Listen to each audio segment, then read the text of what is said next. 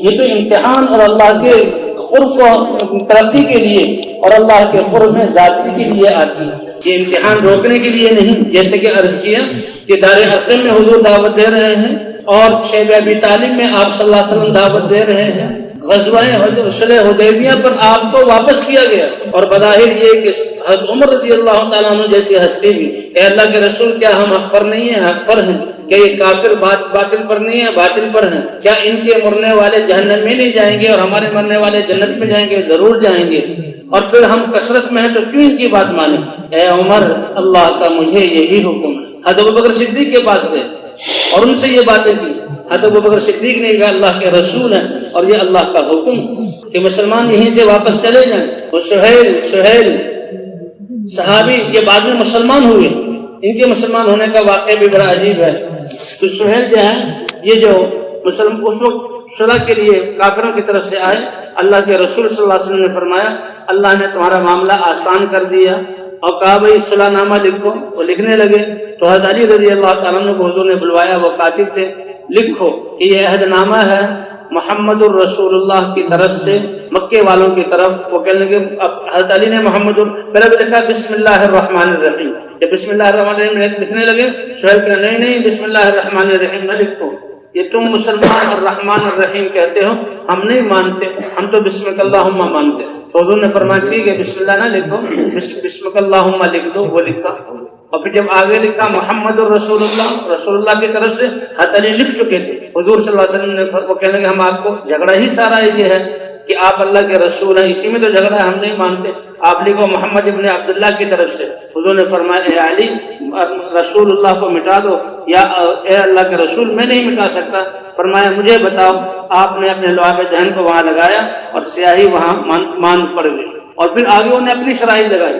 انہوں نے کہا کہ دیکھو اگر جو کوئی مسلمانوں میں سے کافر بن کے ہمارے پاس آئے گا ہم بالکل آپ کو نہیں دیں گے، اور اگر کوئی مسلمانوں ہم کافروں میں سے مسلمان بن کر آپ کے پاس آئے گا، آپ کے پاس پہنچ بھی جائے تو آپ کو واپس کرنا پڑے گا، تاکہ ہم اس کو پیٹیں، ماریں، عذاب دیں، دین سے روکیں۔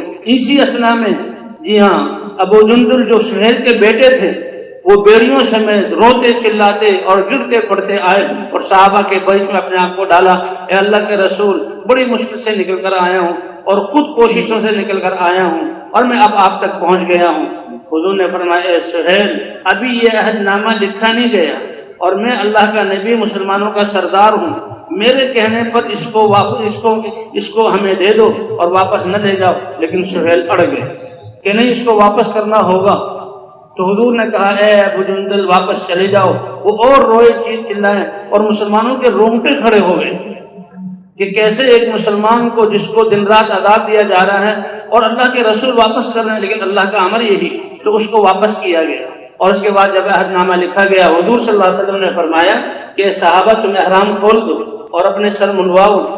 تو صحابہ کرام حیران اور پریشان اور زیادہ غم۔ تو حضور صلی اللہ علیہ وسلم غالب حضرت سلمہ رضی اللہ تعالیٰ عنہ کی ان کی خدمت وہاں خیمے میں آئے، اے ام سلمہ صحابہ میری بات مان نہیں رہے۔ کہ یا رسول اللہ صحابہ آپ کی نافرمانی نہیں کر سکتے، لیکن ان کو غم اور رنج اتنا ہے کہ بیت اللہ کے منہ پر پہنچ کر طواف اور بیت اللہ کی زیارت کیے بغیر ہم واپس جائیں۔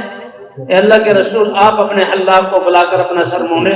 حضور صلی اللہ علیہ وسلم آپ تشریف لائے، اپنے حلاق کو بلایا اور سر موننا شروع کیا۔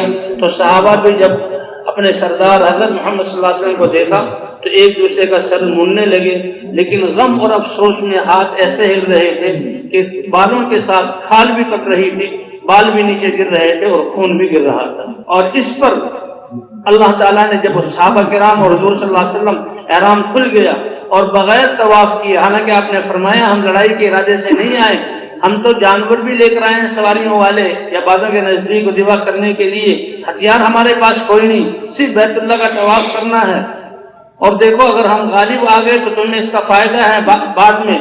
تو لیکن انہوں نے نہ مانا۔ اب صحابہ کرام بڑے غمگین، لیکن اللہ نے اتارا انا فتحنا لک فتحا مبینا، اے پیارے نبی اور ایمان والو، یہ جو آپ نے اللہ کی بات کو مانا، اپنے جذبات کو قربان کیا، ہم نے آپ کو فتح مبین عطا فرما دی۔ اور فرمایا یہی فتح یہی صلح حدیبیہ ذریعہ بنی ہے مکے کے فتح ہونے کا۔ تو بہرحال بھی اللہ تعالیٰ نے حضور صلی اللہ علیہ وسلم کی ختم نبوت کی ایسی یہ محنت عطا فرمائی ہے. اس محنت کا مقصد ہر انسان تک یہ پیغام کہ دیکھو اللہ نے ہمیں دنیا اور آخرت میں کامیابی دینے کے لیے یہ دین مرحمت فرمایا ہے اور اپنے احکام اتارے ہیں، اور دنیا والوں کو بتانا ساری مشکلات کے حل، سارے وباؤں کا حل، ساری لڑائیوں کا پریشانیوں کا حل اللہ کے دین پر آنا ہے. اللہ کا وعدہ